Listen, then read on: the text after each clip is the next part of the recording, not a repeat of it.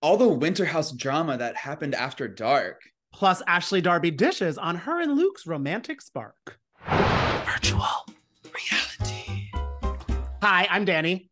And I'm Evan. And we are heating up with some winter house drama because, Evan, I'm a little jealous. You got the chance to talk to someone who I think could melt some snow caps. He's pretty handsome. Oh yeah, our boy Kory Keefer from Winter House. I chatted with him about his kind of unexpected role as the Casanova of the Winter House. I know that he caught the eye of a few ladies.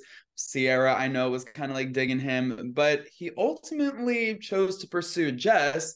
And just recently, they had that wild sex scene on the show. Of course, there's that moment where he's like covering the camera, and everyone's making those memes about like, this is my sleep paralysis demon coming to haunt me. Which he had a really good attitude about that. He loves all the memes, and he loves all the messages from fans who are sliding into his DMs and asking about his 11 inches. Jess has said some things that I'm too bashful to repeat right now. But how does it feel to hear her glowing reviews and to have it that kind of out there in the universe now? Well, I mean, I feel like I need to like owe her some money for that. She's really like a team player, you know. She like made it look good. She could have said the opposite and made me not look good at all. It kind of was like watching National Geographic in a way. I was like, I'm like, what do we all what's going on here?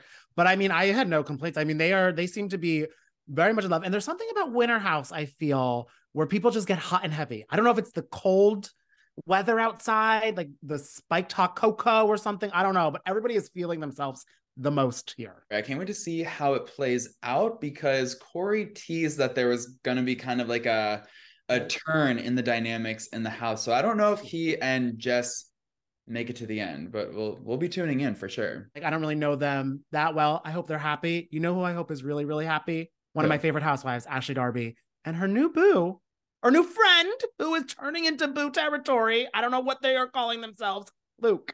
Oh my God, yeah. So we just chatted with Ashley Darby about her relationship, her blossoming romance with handsome Luke from Summer House. And yeah, she gave us so many details. It seems like they are winning. I feel like they're in it to win it. And she says she's open to getting married again. I know. So, I'm loving that. So if you ship them, you're going to be really excited about this interview. But if you ship a friendship between Ashley and Candace, I don't know if you should get your hopes up. I think that ship has sailed. Although Ashley is kind of holding out hope. I don't know if Candace is. I don't know. I know I am. We are so excited to have you today. When I tell you, me and Danny are like super fans. Like, I'm planning my wedding right now, and I might walk down the aisle to Coffee and Love. Like, and while Evan is planning his wedding, I'm so alone. So I love watching single Ashley because she's giving me hope. She's making me feel like, okay, I can get out there and find some handsome men.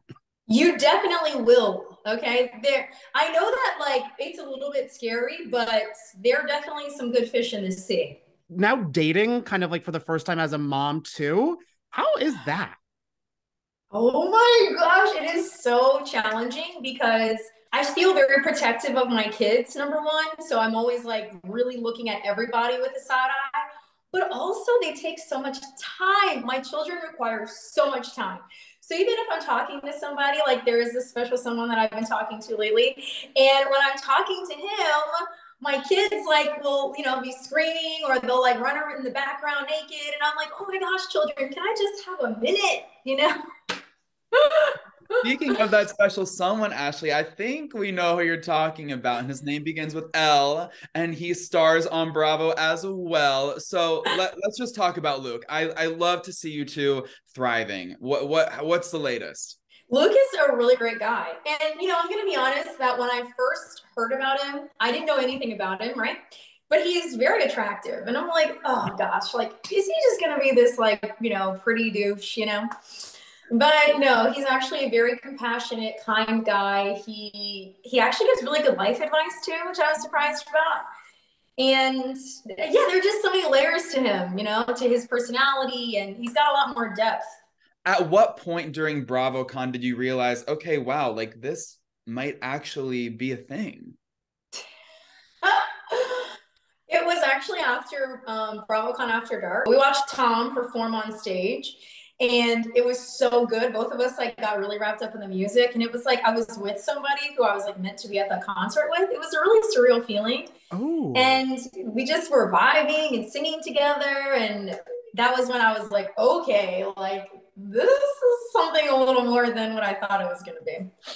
It's also amazing too. I feel like, and you probably feel it, I have never seen anybody, like an entire fandom of Bravo and just any person on the street. I think like the election results are in, 100% of people are shipping you two, and that has to feel pretty fun. Yeah, it's nice considering where I was, you know, where I used to be. It's just nice to be on this side of the pillow. It's a little cooler on this side of the pillow. And honestly, it's just a little bit refreshing for me too, to be connecting with someone who also, you know, being in this sphere understands this life. So that is a nice feeling. Yeah, so it's fresh. It's very fresh. And I do really want to get to know him first. And we really are friends. Like when I tell you we're establishing a friendship, I'm not even exaggerating that. I know it's early days and you still have a divorce to get through, but do you want to get married again in the future? I definitely think so. I am a partnership person. I think that there is something to be said for learning how to coexist with somebody, as challenging as it is. And right now it's an undertaking that does feel a little daunting to me, but I don't think it's impossible. Now, I am curious, Ashley, how is your current relationship with Michael? And does he have any thoughts and feelings about Luke entering the picture? Boy, so yeah. As far as Michael and I, we really do co-parent. Our communication strictly is about the children. Maybe that will graduate and we'll eventually have some sort of friendship. But at this point in time, especially considering what's been said about him on the show as of late, he's very guarded, and we're keeping it to the kids, which I think is better ultimately. It wasn't until the Capitals posted a picture of us on their Instagram, the hockey team, when we were at the Caps game, and that went viral. So Michael has seen Luke. That was a good picture of you too, by the way. Go on. Thank you. Well, Luke and I, we did a little conference and we're like, should we really take this picture? Because, you know, we're both being a little bit private about this, you know? So, yeah, he was like, should we? And I was like, yeah, why not? So we took the picture. And Michael doesn't love that picture. It's probably not his wallpaper on his phone, that's for sure. Well, it's about to be mine because I'm a big fan. Yes. Well, I mean, he's also living his life too. Like, let's be fair. He's an attractive man. I know he's a little older, but he's still got his personality. His business is thriving. So Michael is, even though this is a difficult time for him too, as he's told me, he's doing his thing. He's floating like a butterfly. Right. Do you know what? I want to shout you out, Ashley, because even though you and Michael don't align, I think I just commend you for the respect that you show him, especially as it pertains to the things that are said about him on the show. Like, you know, recently Candace said what she said about the male escort, and you have such a great way of defending Michael in those moments against accusations like that, but you're still consistently showing up as an ally for the queer community. And I love that you do both. Like, your castmates, I'm sure, can say whatever they want to say about you. But one thing I think they cannot say is that you've never not been an open book. There's nothing that you've really been so open with everything too. So that's why I was like, if Ashley heard this or it's true, she'd be like, where's the wine? Yeah, like I wouldn't care. You know what I'm saying? Because, you know, like everyone's sexuality is on a continuum.